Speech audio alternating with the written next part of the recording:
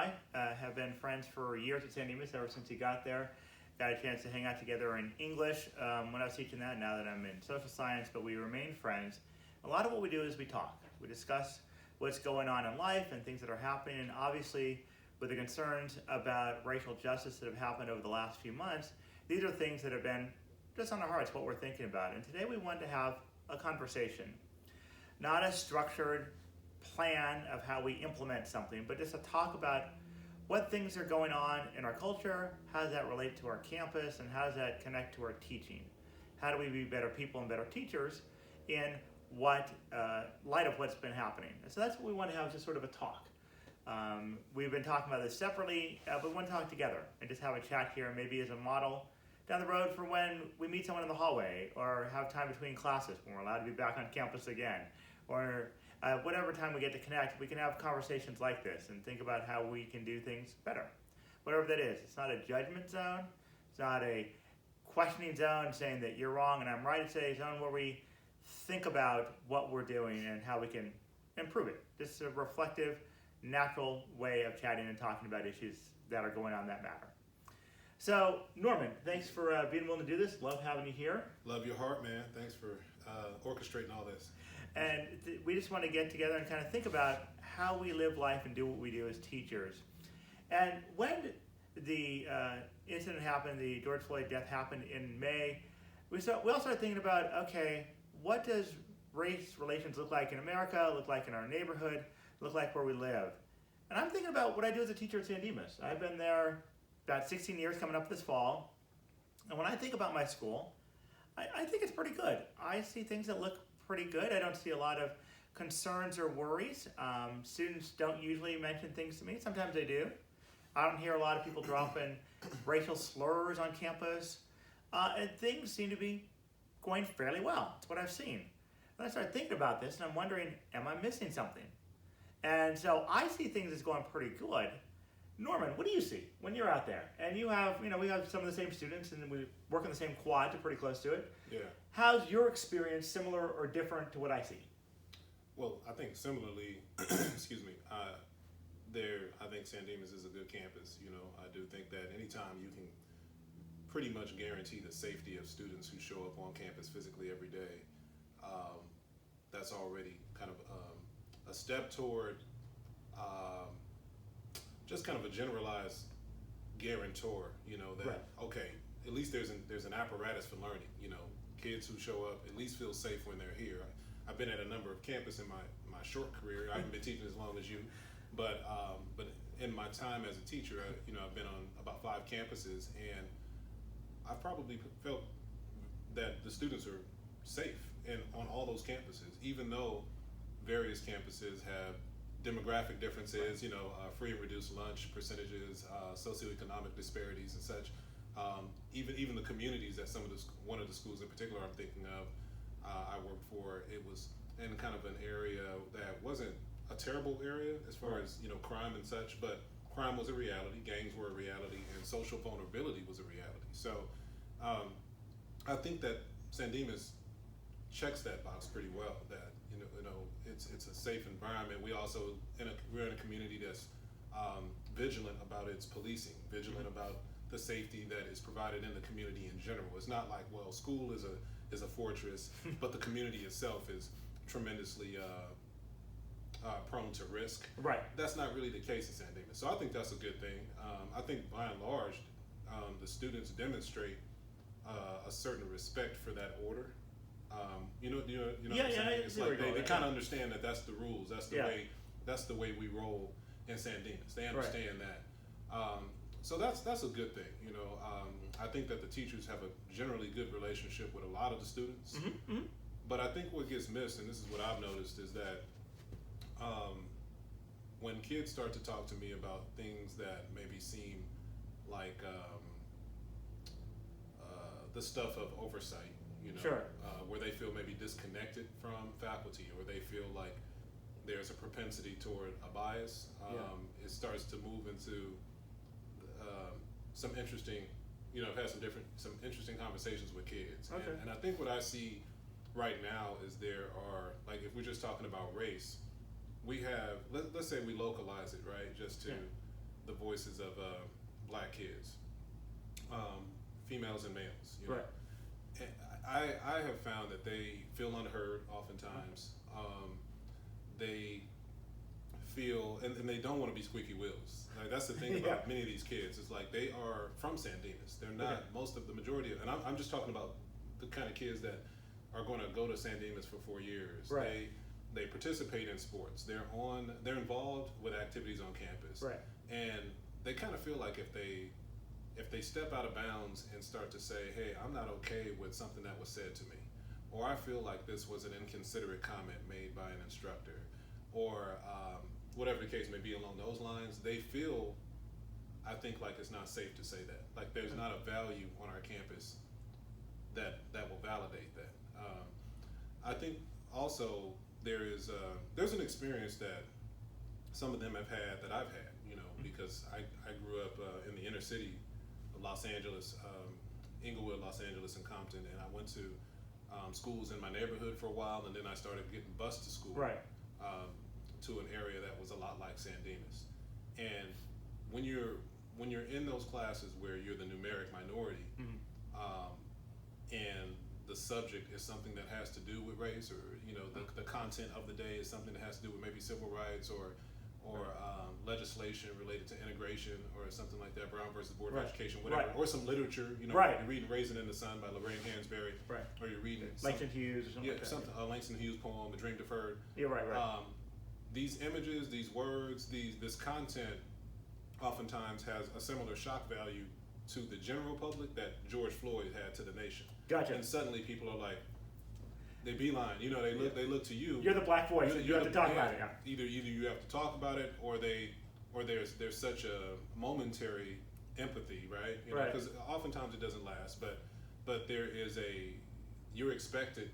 People are like, well, how do you feel? And then suddenly you become the ambassador for the entire for your entire ethnic group, you know, which is terribly uncomfortable. And so I see that for African American students have come to me.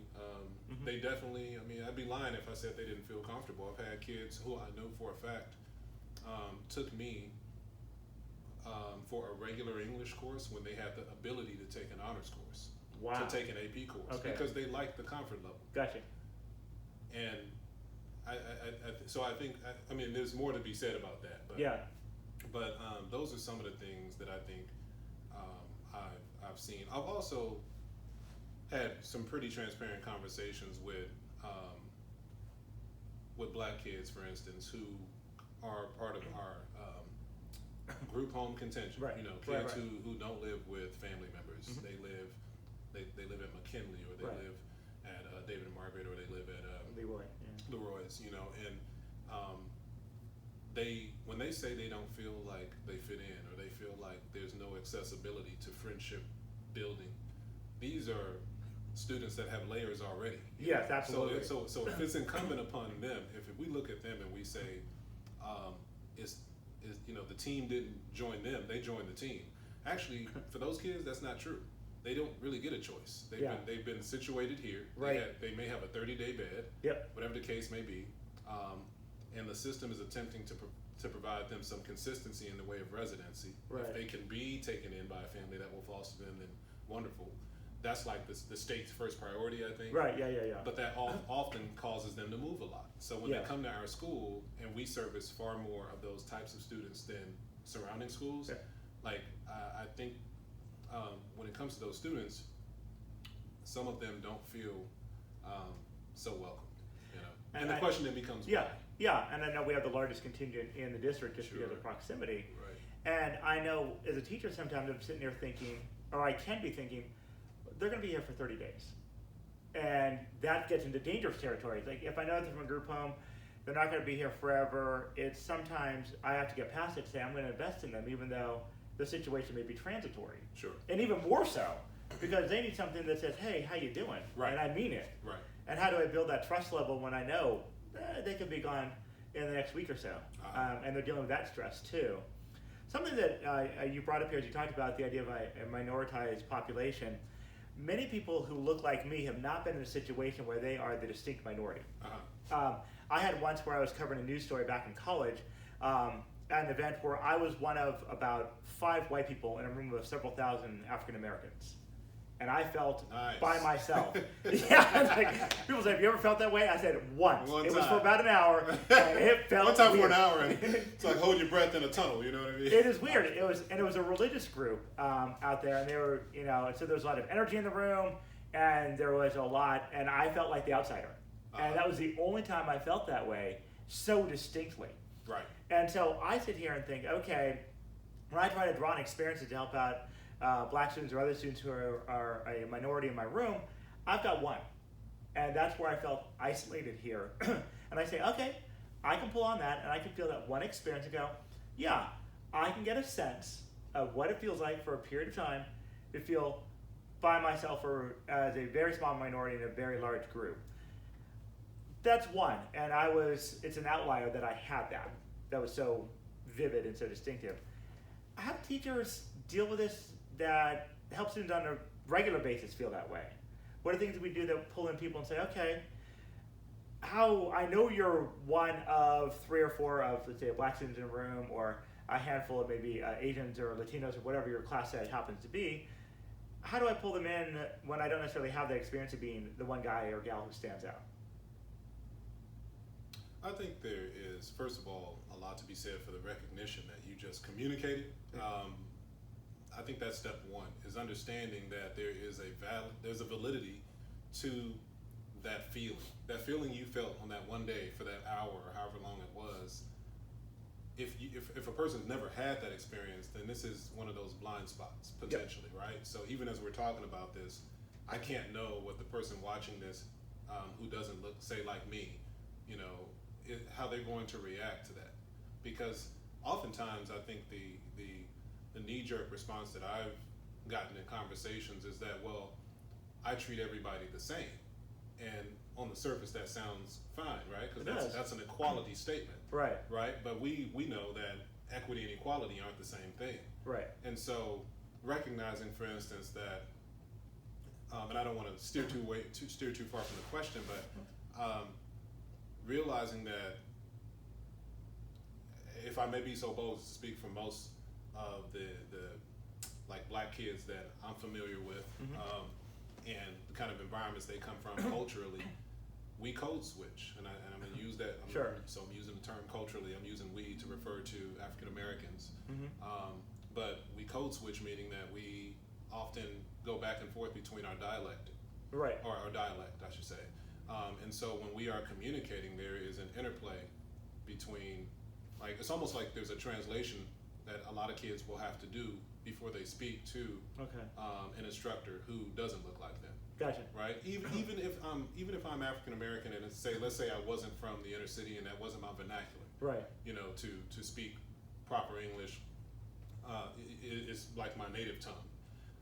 A black student won't assume that. A black student will assume probably that I understand them culturally before I render my pedagogy, however that transpires to them. So I think the first step is to acknowledge that, what you just said.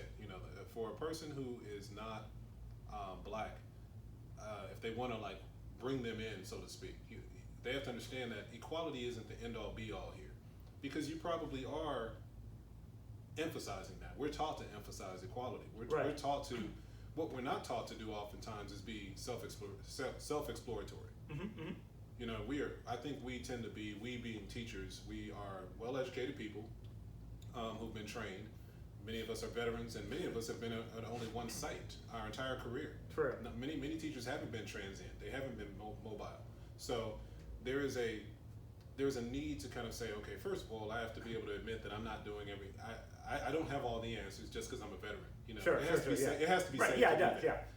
And because when you have an underrepresented group on your campus, you don't have the repetitions with that group. You haven't had enough of those students to have mastered that part of teaching. Right. You understand what I'm saying? Yeah, I see where you're coming from. So that interview, we may be intentionally trying to be integrative, but not necessarily as adept in how to do that. And so I think first and foremost, there has to be that recognition that I'm probably unaware of the native state of this student. Right. What I'm seeing right now, if they're a high performing African American, every class I was ever in, AP honors, Right. or otherwise, I had to put on a game face, and I had to Right. do my learning experience in a way that made me not feel threatening, seem threatening. Gotcha. Because I was, very early on, I was taller than all my teachers. Right. I had to speak in a way that I felt, that didn't yield to stereotypical perceptions of me. Right. I You got understand? you. Because Yeah. I was already, coming in on a school bus from the inner city. Yeah.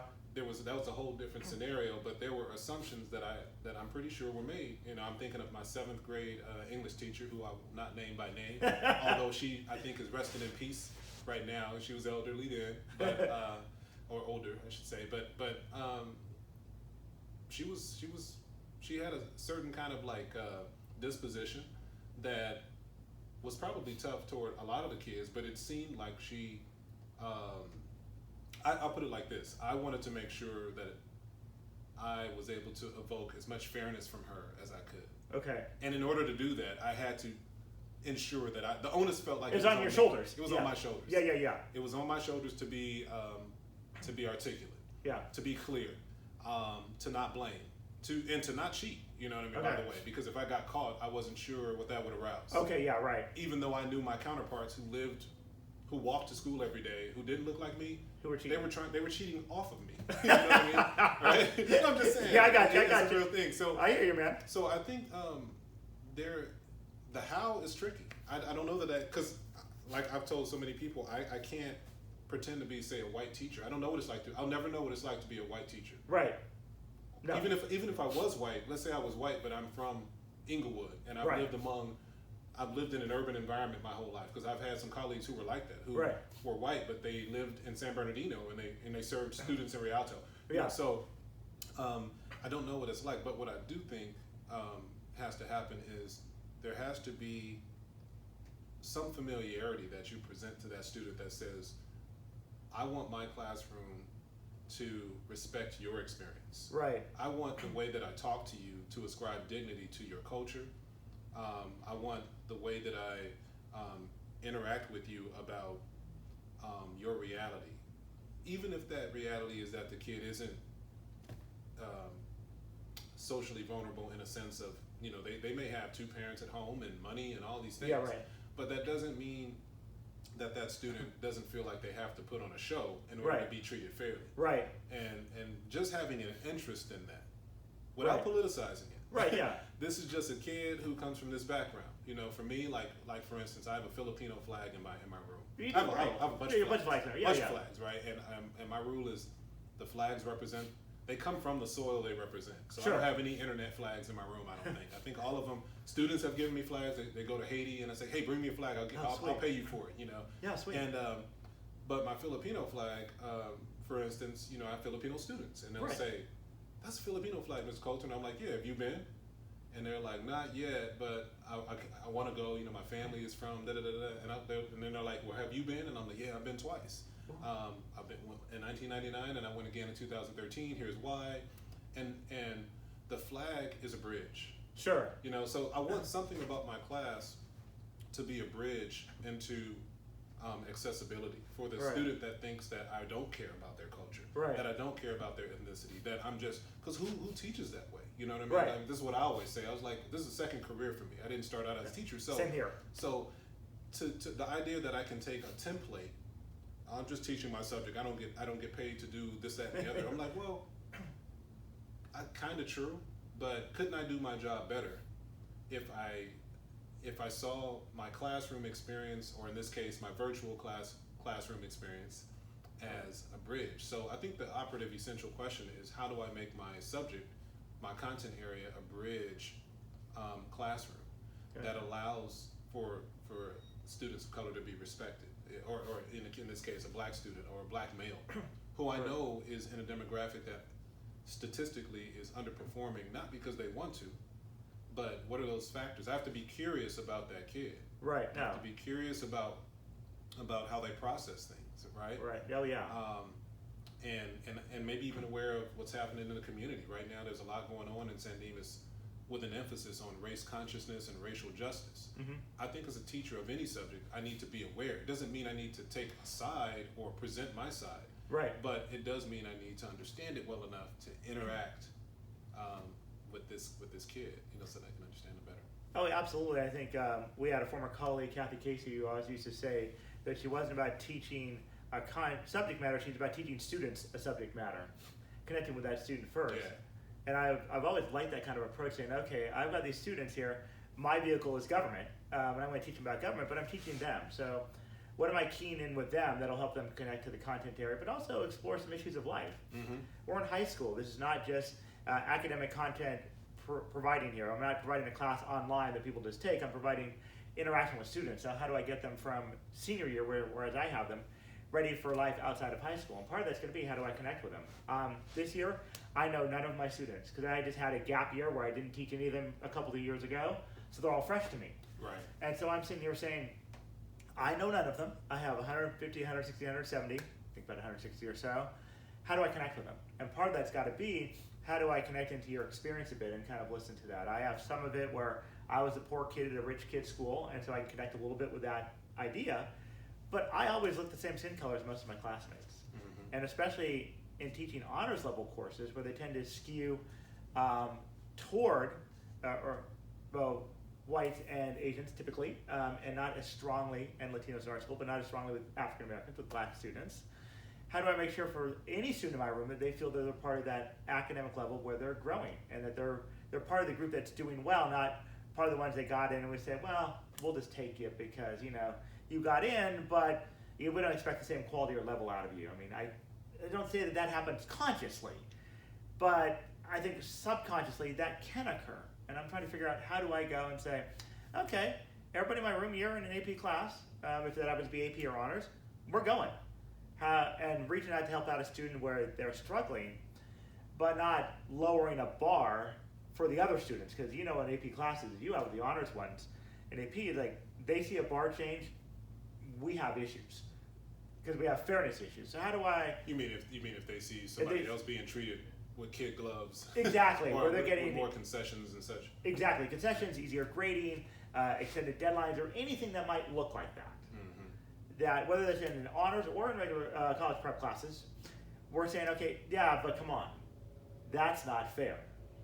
And I'm not saying we go to that, but how do we create fairness and equity at the same time? Well, I don't think you can. I don't think I don't think those two terms are interchangeable, nor do I think that they are often congruous. I mean, what's fair and what's equitable, fairness is often a perception. And that's when things, I think, often get political, by the way.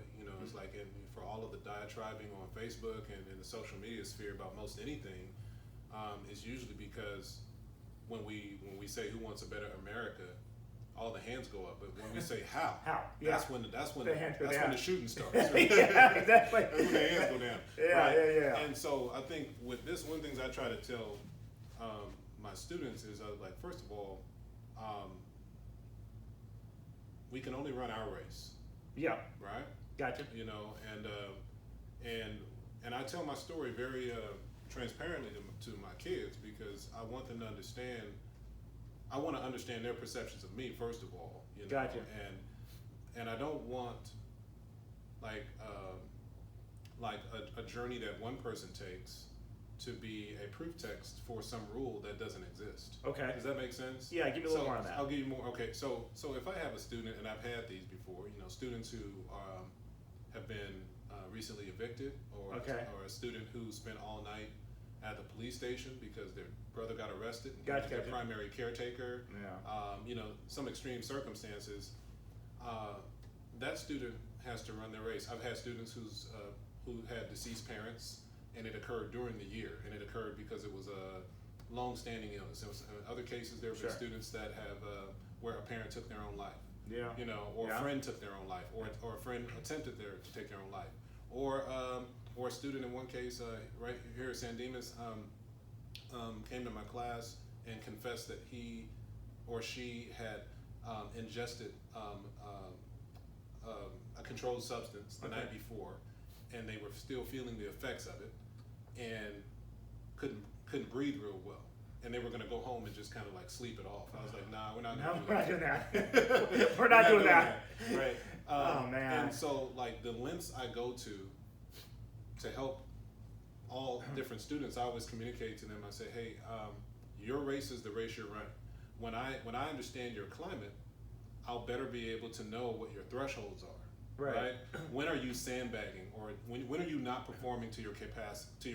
Right. You know, I'll get to learn that by looking at kind of who you are. Right. That's really no one else's business. You know, fairness has a value. I understand where we're coming from there, but I think equity, like with an AP course, for instance, obviously the outcome is, you know, you're preparing them for an exam, yes, but you're really preparing them for college level study. Right. Exactly. Right? And you're trying to get them to that place. And if they're in the class and they say have their motivation is low or whatever, they're in the class.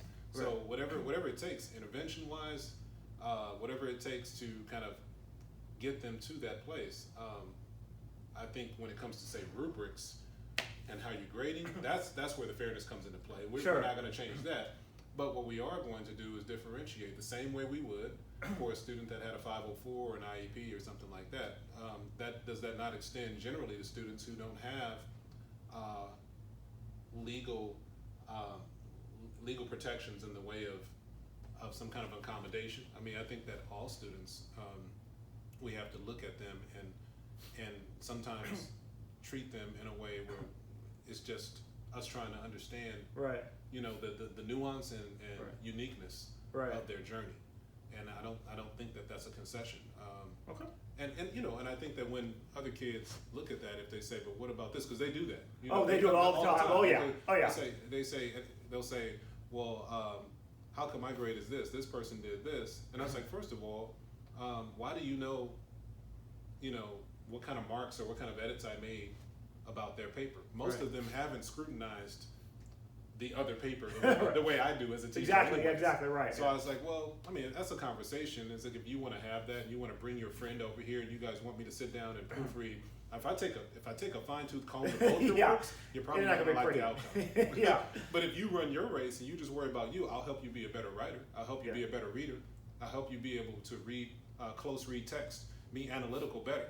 But if you spend your life, I've never seen anybody run a race like this or like this, run in this direction. I was like, if that's who you want to be, we can do that too. Not successfully. You know, but I mean, it's just trying to keep them on the path, and worried about how they're approaching learning. You know, and I think that I'm glad you bring that up, because I think that is the challenge here, right? Is when you start to focus on equity, oftentimes it's a foreign concept to students. Yes. It looks like you're being unfair. Right. Well, how come they got more time? Well, do you need more time? No, but how come they got more time? The deadline was this. I was like, but you don't know their circumstances. Yeah. I do, and I'm not required to tell you what their circumstances are. And you know often you're required not to tell them. What's that? Usually you're required not to tell them. Legally. Yeah. I mean, there are tons of things that we know about students. Just like when I was, just conversations you would have like with a priest, right? Right. You know, a priest is not supposed to be blabbing all over town what's going on in your life, you know. Yeah.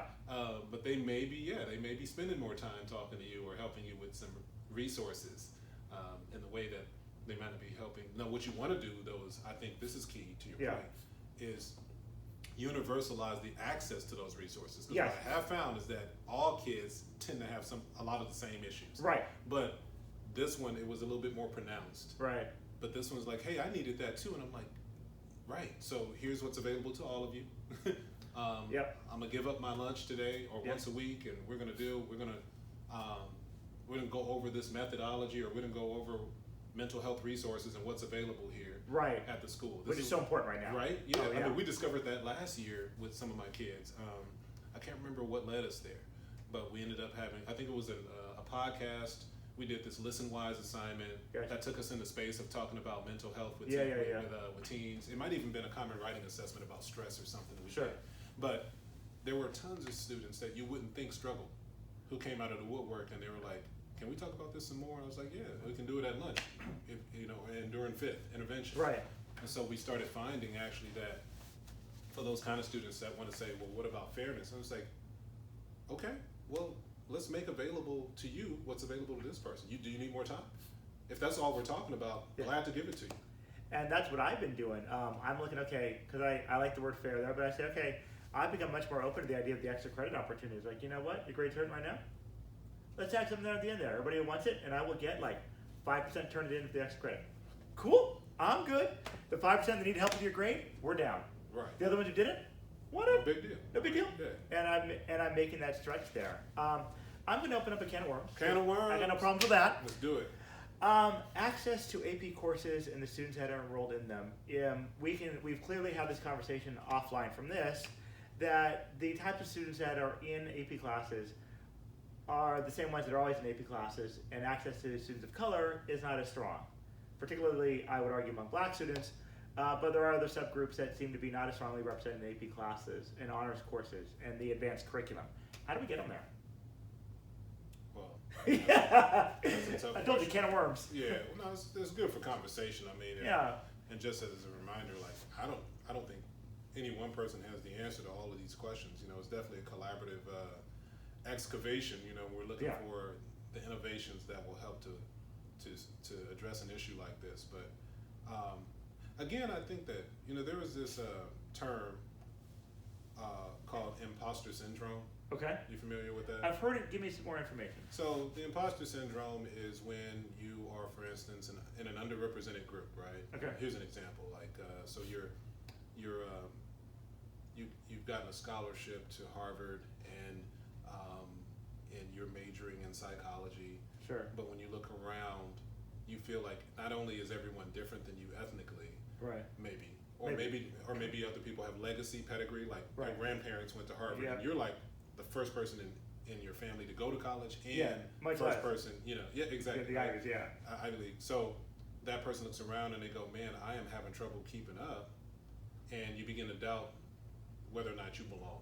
Right. You feel like an imposter. You feel like you're pretending. And I felt that way for a while at Chapman University. Sure. When I first got there, I felt that way in college, which is why I didn't apply to a university until spring of my senior year. I didn't apply. I didn't know. I didn't know how. Well, man. I was first to go. Oh, yeah, that makes sense. I was first to go. So, and I had sense. basketball. And if I hadn't gotten recruited to play basketball, I probably would have had to. I would have been forced to go to, not because it's a bad option, because I wish I had done it. I actually wish I had gone to a community college, but that would have been my only option, despite my GPA, despite my SAT scores. That would have been my only option because I didn't know how to navigate. So the imposter syndrome, I think, started settling in for me in high school. When I would look around my AP classes, I didn't feel as smart as those kids. And I'm not saying that that's the responsibility of an adult to what do you call it, deconstruct that self-perception, but that's certainly a real thing, and I think that we have to understand that there are, again, seeing what the eyes maybe don't normally see. Mm-hmm. It's not just about we have an open enrollment at San Dimas, which I think is great. Yes, absolutely. As opposed to having this really strict screen. What we want to do is we want to communicate the expectations of an AP class. Exactly. When registration is about to occur, make sure they understand the load. But invariably, when you do that, I think that there might be a young black kid, a young African American student who hears that and feels like, nah, I'd be an imposter in that class. Yeah. There's no way I can do that. I can't keep up. There's probably not going to be a lot of grace for me to catch up. Right. I heard they read this amount per week, write this amount per week. There's not a lot of discussion. I'm out. Yeah. And I think that forces us as an instructor, both as the person, like for me as a 10th grade honors teacher. Right. I've seen that one black male in my class decide to take me, like I said earlier, as for regular junior English when I think he could push himself to do AP Lang. Right, exactly.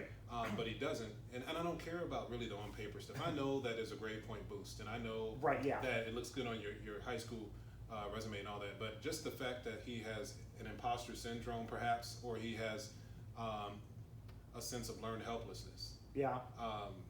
When he has the capacity to do it, or she has the capacity to do it, that's problematic. And I would say that for any kid. There are kids I look at and I go, man, you're a great writer. I had a student who actually, it happened the other way, had me as a sophomore for regular English, and she struggled with mental health. She wasn't African American. She was actually white. Yeah. But I just was like, you have a tremendous creativity. Like, Yeah. I was like, we could probably work on structure and how you write. Right. Yeah. But the content, depth of thought, Yep. you've parsed it, you've done the reading, you're actually seeing what's not there. You're understanding the exigence of the moment for that writer. Right. Like what was the situation that actually catapulted the writer to write this? Right. What was the catalyst? Like, and she killed it. You know what I mean? So I think that part of it is that you have to be able to look at what can be, for that student. Right. Yes. What is the Yep. do you not only I know we talk a lot about potential as teachers, Yeah. but when you look at that kid, if we really want to boost those numbers, we have to mine those students. Yes. The way you go into a mine and you find the precious jewels, and I think you can do that. Again, I think that's a template. I don't think what I'm saying here is just look at those kids. No. I'm saying that though in those underrepresented numbers, I find it hard to believe that there's not more capability. Well, and I'll find a student, from a variety of spectrums. I'm thinking of one who was an African American student, a black student this last year. They're like, "Why aren't you in my AP class?" It's just easier. Easier to take the college prep class. I'm like, you. And I talked to another one who was a white colleague of his, like, same thing. It's just easier. And they both could have done an AP, done fine. And I don't know whether I should be pushing toward that when they're like, "Nah, it's senior year. I'm good." Yeah. And saying, "Hey, let's be in a class where we're pushing you, making you think, getting deeper, digging in," or just simply let them say when it's just like a interest level, "Okay, just chill where you are," and sort of hit cruise control, rather than trying to be a high performance vehicle. And that bugs something like you could use so much with this, and it just could help you grow and think and move, and your voice in there would be fascinating. Yeah. And that's the thing that bugs me is the voice in the room. That's what I focus on.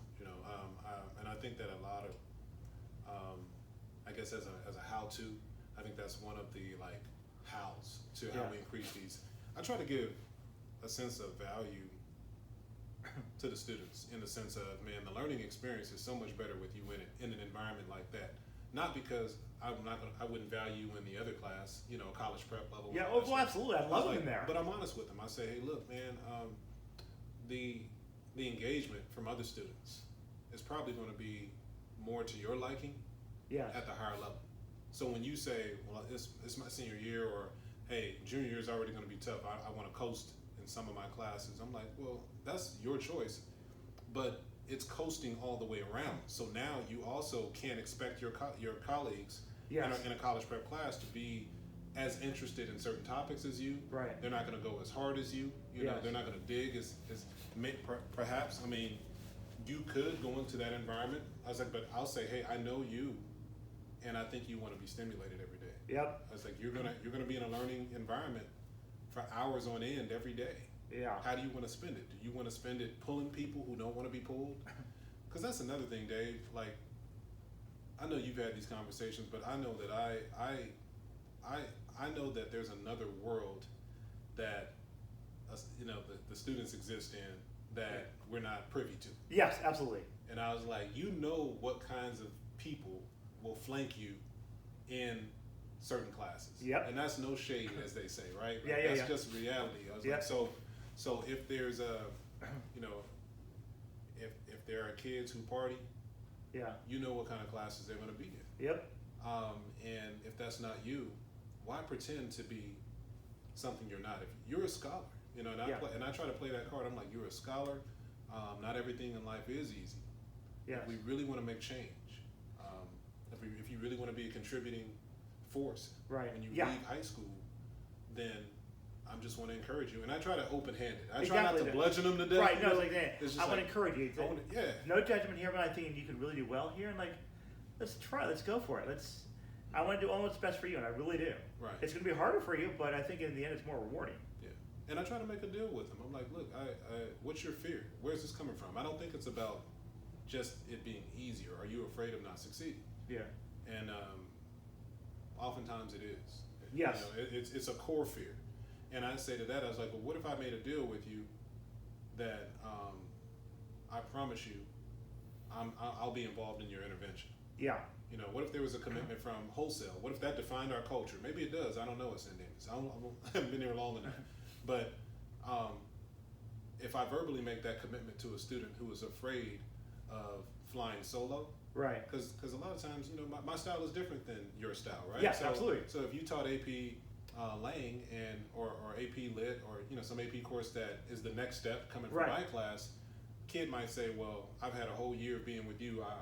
I'm comfortable with your style. Sure. I'm like, I get that. I was like, but actually, I know Mr. Milbrand. Yeah. And he's advocating for you. He wants you to be successful. But you're not losing me, man. You're gaining him. Right. Yeah. You can still come back to me and hang out and ask questions. You can do that, and he and I can talk between us about how to help you.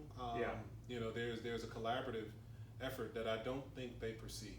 I think they feel like they say goodbye. I mean, I've had students who leave my class and they don't even feel like they can stop by anymore. They don't feel like they can say, hey, I'm struggling.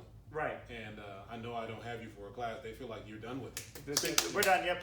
Not on my list anymore. You're off my roster. Right. And I think, maybe less so for some black kids on our campus.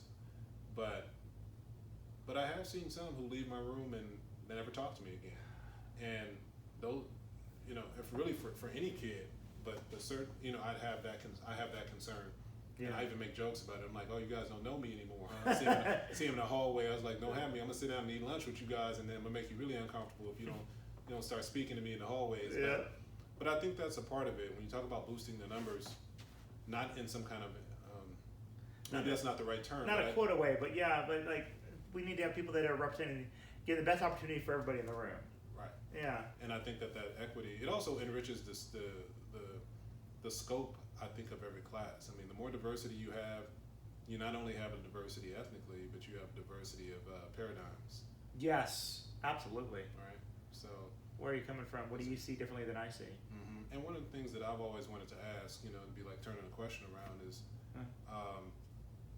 what is it like for someone who, like specific, like as a teacher, what is it like when you don't ever really have to interact with African Americans? Because you don't. No. I don't have a choice. Like I've been integrated ethnically, even when I lived in the inner city. Okay. I was 9 the first time I saw a white person that wasn't a family member, because I have whites in my family. In America. And I have cousins that are biracial, multiracial. Sure. But, okay. Yeah. But I mean, being a part of like a white cultural environment, if you will, for lack of a better way of putting it, that was not an optionality for me. Right. But it is it is the other way because of the numbers. Yeah. So, my question is always, if you are, if you're not African American, what's your level of exposure? Where's your comfort level been? What are some things you have questions about related to kids who come from that background? Right, yeah. And where can I ask that in what we'd call a safe space, where I can say, this is a legitimate question I've got as an educator. Where can I ask that where I'm not going to be seen as racist, mean, hateful? I'm just curious, so I know that information, so I can then help be a better teacher, be a better human. I think that's the fear we have. That's a fear. The white fragility, if you want to go that kind of idea. If you want to go like a term, that's another term altogether. As soon as you said that, yeah. Edit this out of the video. But no, let me. I mean, I'm sorry. I think the bad news, and this is just coming from me. Sure, yeah. I can't speak for. I know we have other African Americans on our campus. Yeah. You're just unfortunately talking to me today. I thought it was fortunate, but go on. It's a roll of the dice. Okay. Fair enough. I know you're committed to your craft. Yeah. I cannot guarantee your safety. If you were an embedded reporter, I got you. Yeah, we're both former reporters. Yeah, so we know what we're talking about. The journalism background is common. Yeah. And I knew going into so many interviews that I couldn't guarantee. No one could guarantee me that the interview was going to be an easy interview. It very seldom was. No, yeah, agreed. And admittedly, I mean, there were a couple of times where I was sent to cover a story for the San Gabriel Valley Tribune. Yeah. But at that point in my, internship level career, I couldn't bring myself to interview a woman who had just lost her child because he drowned at a family picnic. I just couldn't do it. Yeah. I remember being 21 years old and I couldn't do it. So there's no safety, that can be guaranteed there. I just think the questions have to be asked. I think anybody who wants to be a better instructor and they say, I just want to learn, honestly, I didn't grow up around African Americans. I've never been to a predominantly African American church. I've never been a minority amongst a bunch of African Americans. Right. It's not a statement it's not a self-indictment. Right. Yeah. I understand that's where you're coming from. It's not. You don't want to feel indicted for the questions you ask, but I do think that as professionals, if we can't ask that among one another, here in this environment, I don't know where else you will. No. Because it's certainly not up to the students to form a safe space. I do think that they could be encouraged. Like we have kind of a floundering, intermittent BSU. Yes, we do. Yeah, sometimes on, sometimes off. Yeah, and exactly. I'll tell you one thing, that if that was more robust and existed with, obviously the doors are open. There were members of the BSU at every environment I've ever been in who weren't all black. Okay, yeah. But it was those kind of clubs were spaces where, if instructors wanted, they could come and they could say, well, we have some questions about this, and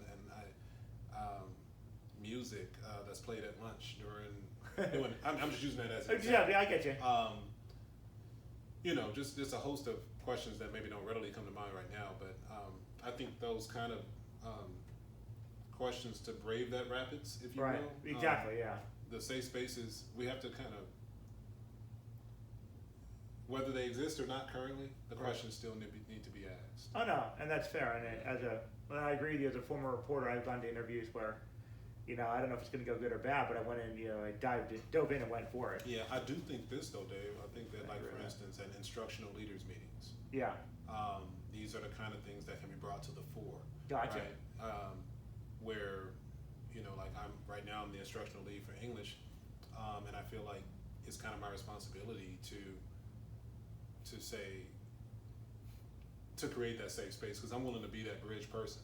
Right. But I think when you get into, say, a faculty meeting, let's say it was on the agenda to talk about this thing specifically, the looming question would be, how far would we get into that conversation without people feeling like you just talked about, feeling attacked, and they get defensive, and then people start to tune out and they plug into their phones or do something else, so they're not going to be part of that. Yeah.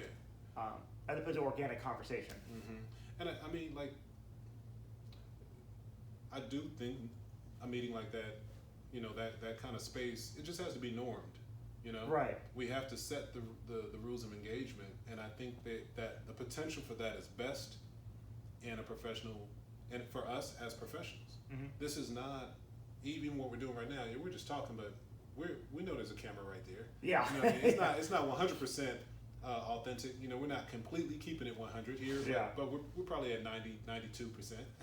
I'll take that number. Right. So I just think that we have to take the indictment off the table. Right? Yeah. Gotcha. We do, and we have to be willing to say that even if I hear something like I'm trying to think of a question that maybe you'd be better at generating a question. Give me an example, Dave, of something.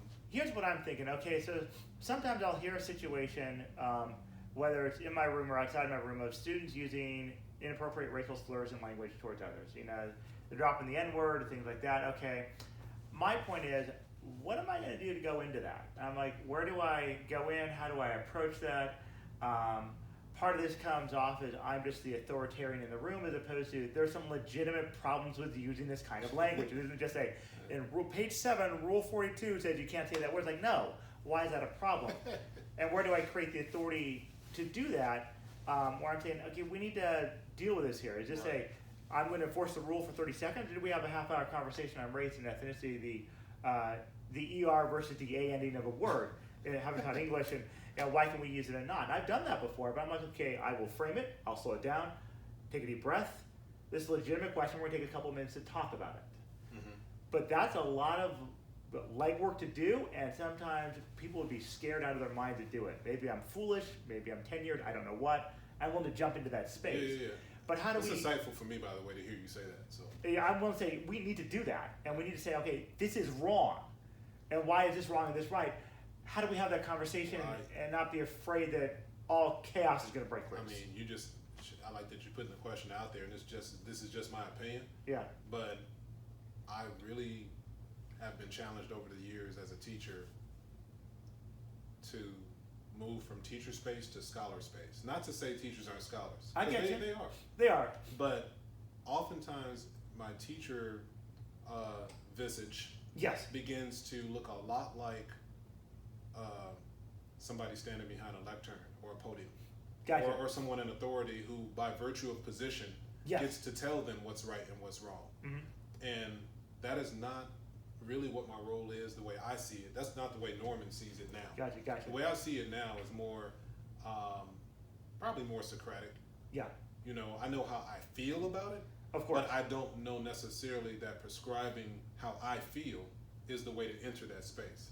So Right. what I like to do is ask questions, because I've done that before. I mean, I've seen that very thing, and I've Yeah. interrupted it to say, hold on a second, and they go, Uh, I didn't say, especially because I'm African American. Yeah, So yeah, they're yeah. like, did you hear me say? And it was a non-African American saying it to in a circle of boys, maybe, and some of them were black and some of them were white and Latino, and they're just talking that way amongst each other. Honestly, the intent was not injurious in that moment. It's not malevolent. It wasn't, at all. no, not at all in Yeah. that moment. But rather than validate that, Yeah.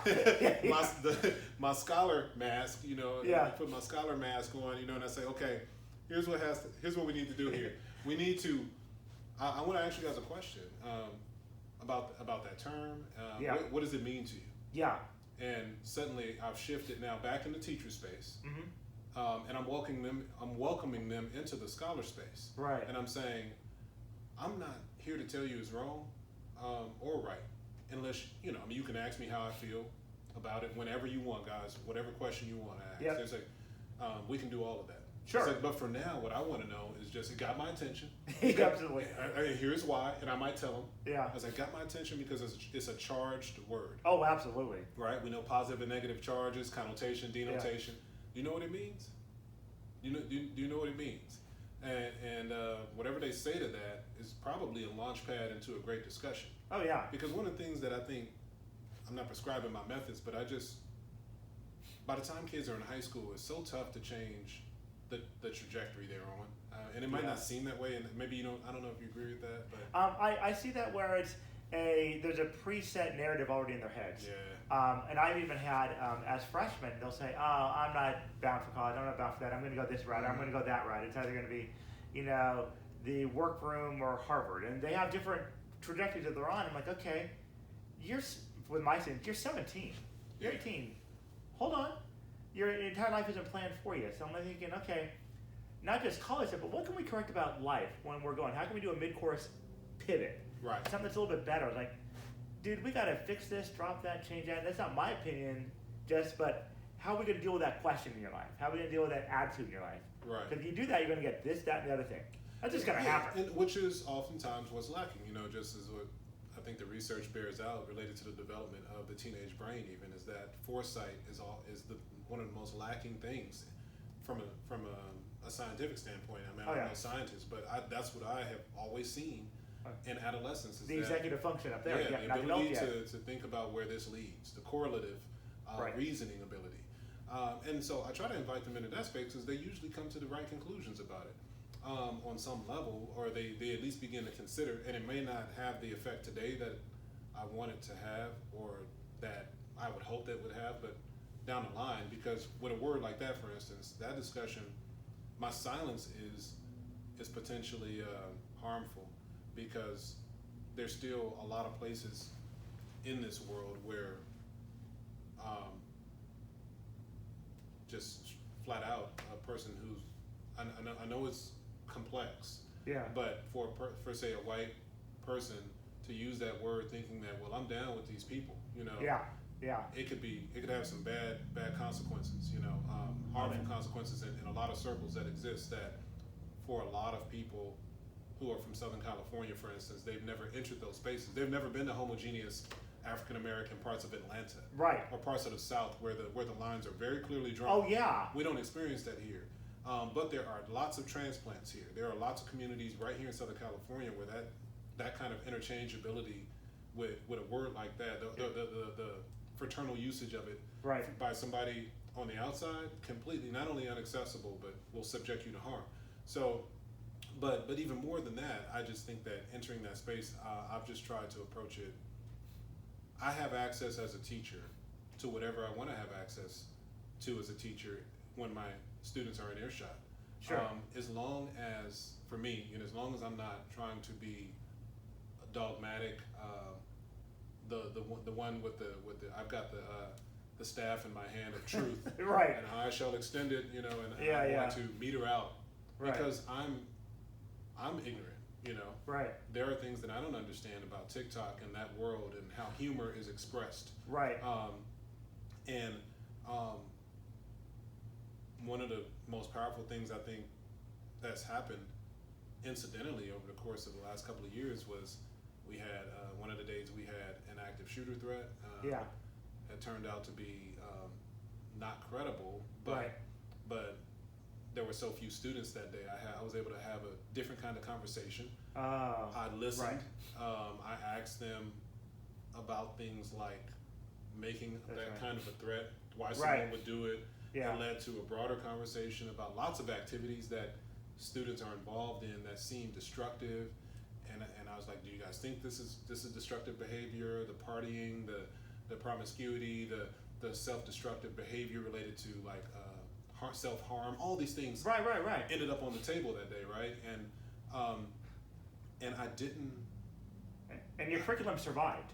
You were able to have that conversation one day and go on there, so we can incorporate that. Yeah, in our life. I'm sorry, but if curriculum is the God, I think curriculum is a great tool, not a terrible God. What Yeah, mean? I hear you. So if I'm using California Common Core state standards as the ultimate litmus, when there's a very real issue related to the ability for me to build an academic community in my classroom, Right. Yeah. then I'm not worried about my curriculum. It's gonna be just fine. It's gonna be just fine. It's gonna be fine. But in that day, I just feel like I've learned the hard way, but I'm learning that Yeah. listening is key. Oh, yeah. And you do have a right to that space, even if you're a white person, and it could be all black kids using the N word. Go in. It could be any number of scenarios where I feel like the outsider for a million reasons. Right. But as an educator and Right. as a mentor, Yeah. Exactly. I gotta enter that space. Well, and for me, when I hear it with the ER ending or the A ending, I'm sitting there saying, okay, people died over that word. People were attacked and brutalized and subjected and are still, because I live in Southern California, not the South. Well, my friends will say, oh, I understand why that happened. I mean, I get it. That's just the South. I'm like, oh, dear heavens. But we are saying that word's okay. Like, for me, it puts you in a camp that says we can ignore you because you're using a word like that, which says freeness, that gives people that are empowered to disempower you, to marginalize you even further when they assume that word means what they think it means. Mm-hmm. And I think for me, listening to what you said, a couple things came to mind. I know that Scott Sparks and you were talking the other day, and the phrase of not being called out, but being called into a conversation. Yeah, I love that, and you've been using the word being invited in. That we are into a conversation here, and a lot of times what I do when I have conversations and I screw up, I apologize. And I know it's verboten among teachers. You cannot apologize for anything you've ever done wrong. And I do it all the time. And I screw up, and I had a student say last year, I like you, Mr. Milbrand, because you messed up, but you apologized for it. Okay, I'm human. I'm down with that. Yeah. Calling people in conversation, having conversations when it's appropriate and set in time, but saying, you know what, I'm going to screw up, and I'm sorry. I messed up the other day. That's me. And being able to own that, because that's what a human does. Not just that I'm a teacher and authority with the rod and staff of power, but I'm a person who messed up. I'm sorry. I'll get better today. Right. And I think we need to be in that space and be okay to be in that space. Absolutely. I think the fallibility and understanding that we don't have to be perfect as teachers is probably core Yeah. to, especially with a subject like race. And particularly not only just talking about race and equality and equity, but talking specifically about race when it comes to blacks and whites. I know that's a polarity, and Right, and yeah. I know race is not just a black and white issue, but right now it's charged because of COVID, because of George Floyd, Ahmaud Right. Arbery. It's Breonna Taylor, obviously, yeah. Breonna Taylor. It's an election year, Yeah. right? So all these things people have gone to their respective corners, but I think as educators, we have a unique responsibility here, to, I think, first of all, kind of avoid things like saying personal responsibility is the end all be all. If people take care of their business, they won't have any problems. I was like, well, wait a minute now. We are public educators. Yeah. There's a reason why public education came to exist. Exactly. And we chose this profession, you know what I mean?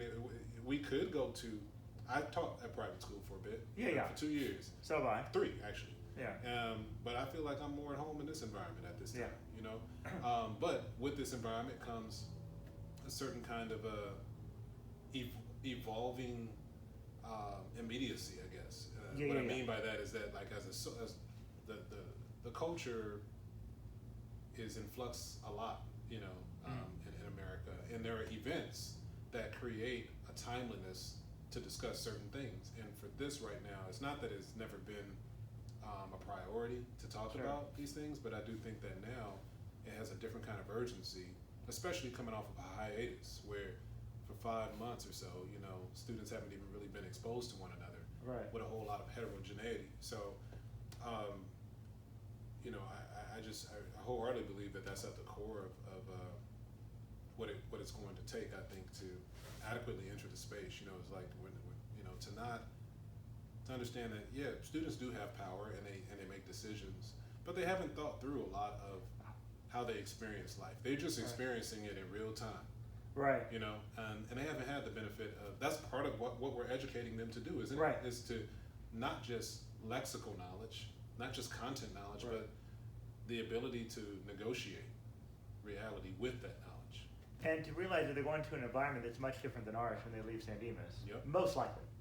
That they're going to go into either an academic setting or a work setting that's going to be different. It's going to be a different composition. Yeah. How do we become members of a larger society?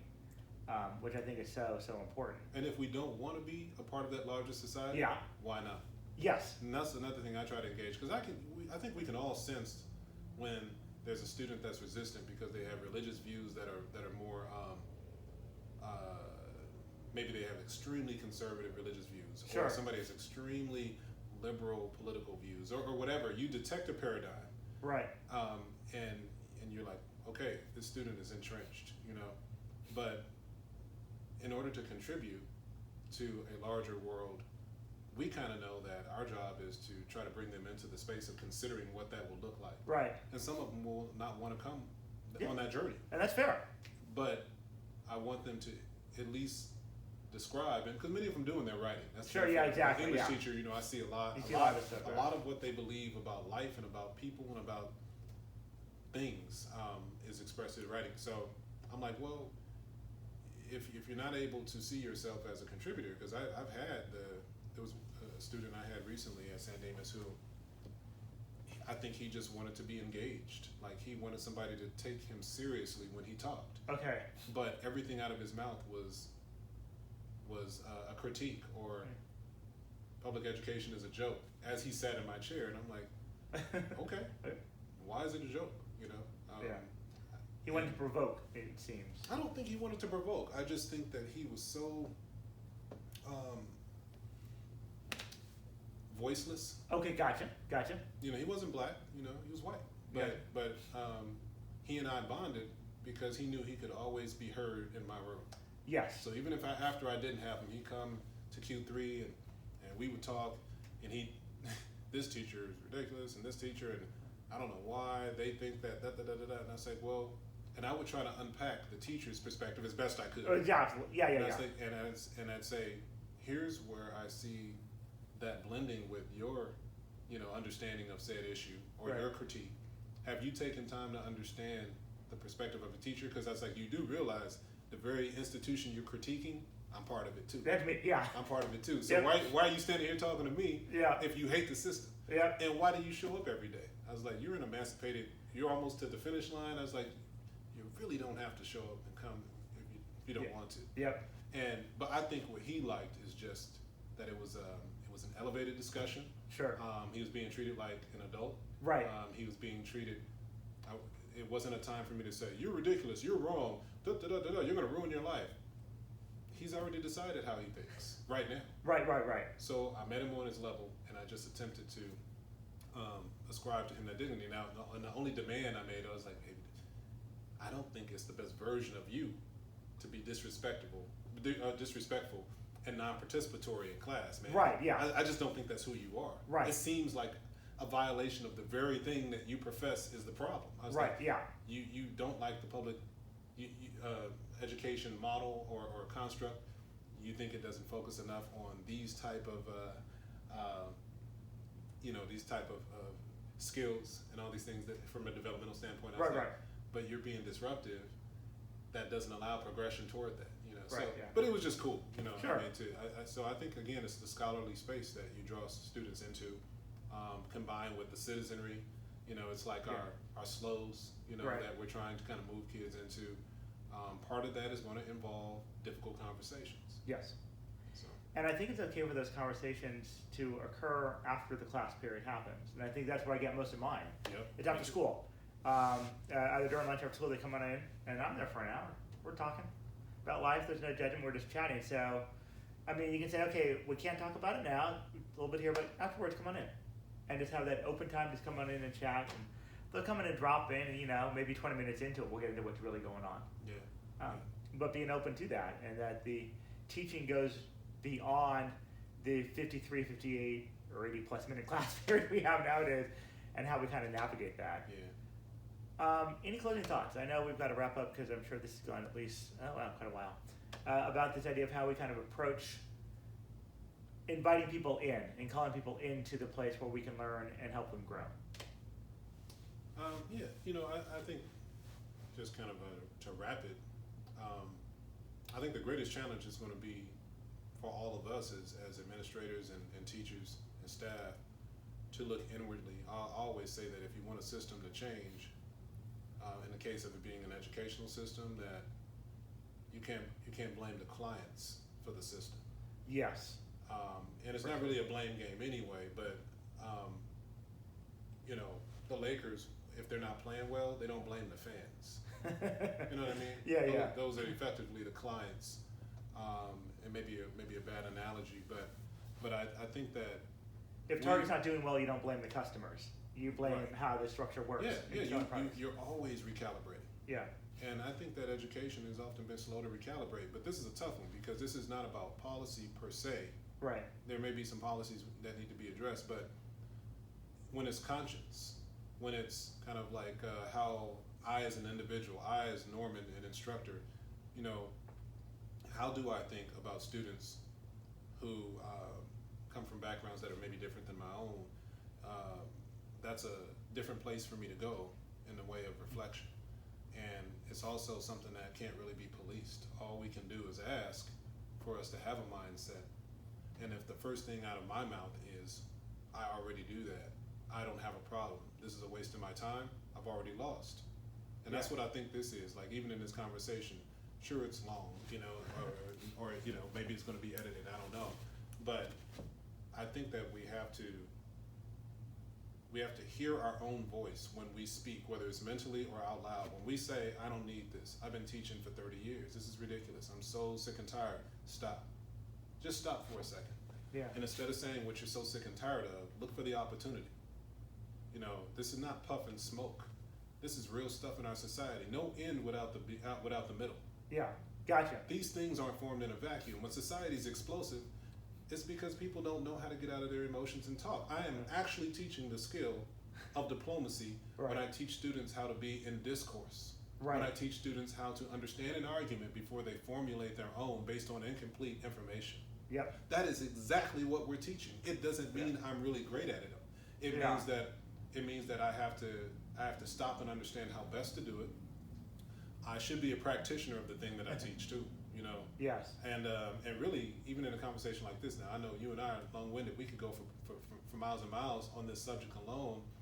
But part of the reason we can do that is because there's not one part of me that feels threatened about anything you would ask me, Dave. Yep. I just respect you as a colleague. Now, we're not going to agree about everything, no matter what the topic is. But that shouldn't be what truncates our conversation. You know what I mean? It should still be an ongoing, living attempt at professional development, personal development, and just really taking seriously the role we play in society, because we're not teaching in a closed system that has no relevance to the open system down the line. We are actually in a highly correlative environment where every day the students are interacting with each other, and even on our campus, we can improve relations between them if we do our jobs better. So I think that I think that I'm glad that you had an idea to start this kind of a thing. I think that it should be an ongoing conversation all year long with various iterations. Exactly. But I think that I'm just real keen on that. I think oftentimes the tendency in education is for teachers to feel like, I'm being attacked. The world's attacking us, and what? Like, we're always under attack. Yeah. Your finances are under attack. The solvency of your family is under attack. Somebody wants to. The world is a beautiful place, and it's a tough place. I think we need to kind of bookmark that internal voice, or those two wolves when they're talking inside of us. That if we yield to the defensiveness, we're not gonna improve. No. But I think if we say no, in this season of life, I do want to look at the lowest performing students, who right now nationwide are African American males and Latino males, and if my tendency is to say something other than how I can help that, then even exploring why I think that is important. Yeah. I don't care if you've been teaching 50 years or 3 years. I just don't understand how that cannot be where we begin. So it's very much a metacognitive process. It's like, what do I think about these things? And do I have a gross aversion to this conversation? Equity. Every time somebody says equality, every time somebody says racism, I just want to, why do you feel that way? No indictment. Yep. But why do you feel that way? It's okay. Yeah. And I think, people like, I don't want to speak for you, but I know for me, I understand exactly what I am on our campus. I'm one of a few black people. Yeah. And I'm saying here and now that if there's something that you feel you can gain by asking me a question, I'm bridge. I'm a bridge person. Yep. I want to be that. I'm not saying every African American wants to be that, but I'll be that because that's part of the role I feel I play. And I'm willing to have those conversations about students in a way that maybe I have some insights about students of color that another person might not. Yeah. And it's just sharing. It's not me trying to tell anybody what to do. Nope. But I think if we have this learning posture, I have nothing to gain here. I'm not on an agenda. This is not about how I vote. This is about helping kids. Yeah. That's what it's about to me. And that's where I am. I just want to have being open to have conversations, being transparent and honest, just about how things are and where we're coming from. My first full day on a public school campus is when I was a teacher at a public school campus. So I am a foreigner to this environment. And I love it because I get to engage people from different backgrounds and perspectives, and we get to have the dialogue and the conversation. Yeah. So you were educated private schools, completely, and then private until I went to public college. But my first day at a public high school was when I taught at one. And I'm like, this is different. And I was at my first school was at Rancho Cucamonga, so about 3,300 students. Then I came to San Dimas about 6 months later, much smaller, but still 3 or 4 times what I was used to at a high school campus. It was huge. And learning the different people and how the different interactions happen. It's been really interesting to see that and to see how I can be part of that community. And San Dimas is really awesome because it's a great community. I tell people it's like family. Sometimes that's wonderful, sometimes there's areas where growth can occur, but it is really like family. And I think we have a chance for family to talk about these issues. So really what we want to do is for people to be talking about this issue, just to think about it, reflect about it. We're not going to be taking a test on it. We're not going to be doing any measurements, but just have a continued conversation that we reflect on where we are and where we're going. And where we are personally, where Dave is, where Norman is, how I can change if I need to change, how I can help others, but help those students get across the finish line knowing that they are cared for and supported, both academically, but more important personally. That they're coming to our rooms, they're saying hi to us, that they're having those interactions, and that when they feel voiceless, we help give them a voice in some way. Sometimes it's just listening. Just saying, okay, hey, interesting. Let's think about that, echoing back those things in an after-class conversation where you offer them some peanut butter crackers and a water. Yeah. just to have a chat. Yeah, no, I agree. And the only other thing I'll tag at the end is just to say, hey, let's just be prepared to hear things that we haven't heard before. Yep. Because when there is a minority voice, like when there is a minority group, particularly a gross minority, not only are they not seen as much as other kids because there's not as many of them, right, but they're also not heard as much as everybody else. So, and that means that some of the things that they say will sound incredulous. Yes. It'll sound like they're making this stuff up because you haven't seen it probably. So I would say let's be receptive. We don't have to.